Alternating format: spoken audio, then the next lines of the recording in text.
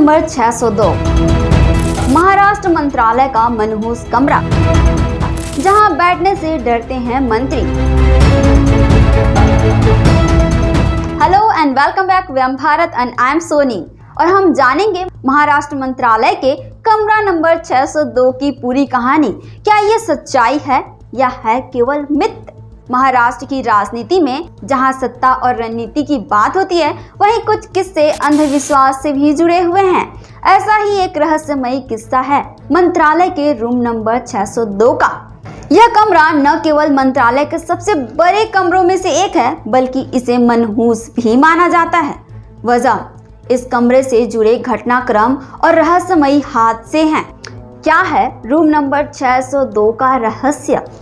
महाराष्ट्र के मंत्रालय में कमरा नंबर 602 को लेकर कई किस्से और कहानियां प्रचलित हैं। ऐसा माना जाता है कि जो भी मंत्री इस कमरे में बैठता है, वह या तो विवादों में फंस जाता है, या उनकी कुर्सी छिन जाती है, या फिर अनहोनी का शिकार हो जाता है।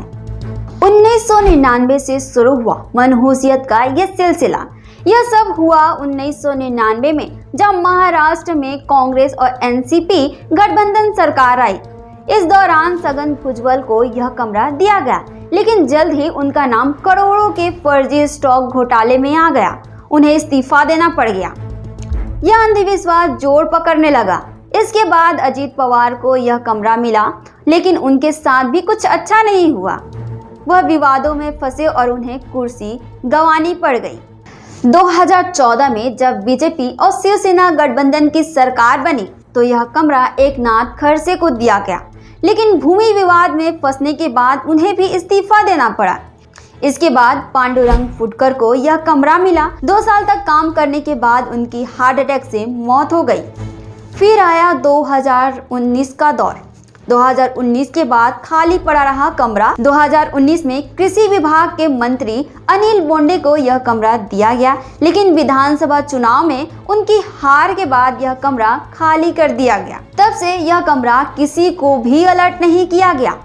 लेकिन हाल ही में यह कमरा शिवेंद्र राज भोसले को दिया गया।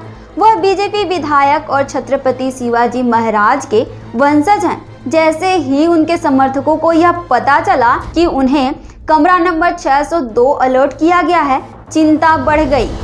समर्थकों का मानना है कि यह कमरा उनके लिए दुर्भाग्य लाएगा। कैसा है रूम नंबर 602?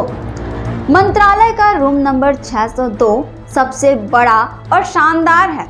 यह कैबिनेट मंत्रियों के लिए आदर्श है, लेकिन इसके अतीत ने इसे मनहूस बना दिया है। राजनीति में अंधविश्वास और हकीकत। महाराष्ट्र की राजनीति में अंधविश्वास कोई नई बात नहीं।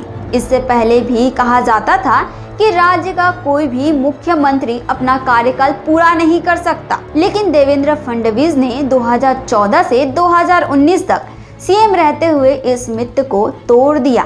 देश के अन्य अंधविश्वास।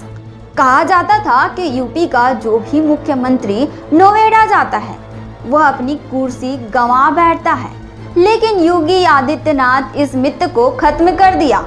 ऐसा भी माना जाता था कि जिसके नाम में अंग्रेजी का आर नहीं है, वह प्रधानमंत्री नहीं बन सकता। मनमोहन सिंह के पीएम बनने के बाद यह मिथ भी टूट गया। क्या टूटेगा रूम नंबर 602 का अंधविश्वास? अब सवाल यह है कि क्या शिवेंद्र राज भोसले इस कमरे से जुड़े अंधविश्वास को तोड़ पाएंगे, या फिर यह रहस्य और गहराएगा? आखिरकार अंधविश्वास और राजनीति का यह खेल कब तक चलता रहेगा? ऐसे ही डेली अपडेट्स के लिए आप देखते रहें व्याम भारत।